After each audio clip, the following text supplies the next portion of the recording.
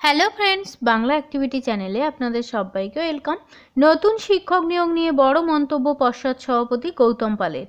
চলুন এই বিষয়ে আমরা বিস্তারিত জেনে নিই। শেষ হলে আমরা সরকারের কাছে শূন্যপদ চাইব। এটা কিন্তু পর্ষদ সভাপতি গৌতম পালের কথা।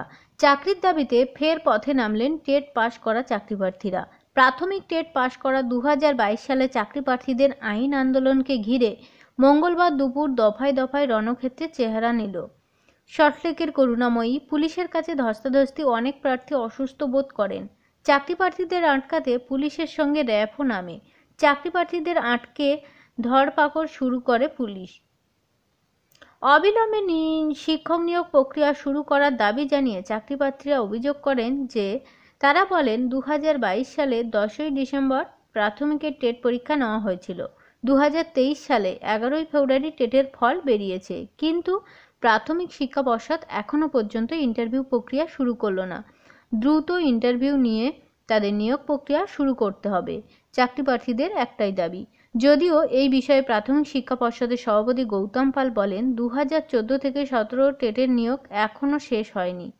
ওই নিয়োগ শেষ হলে আমরা সরকারের কাছে শূন্যপদ চাইব।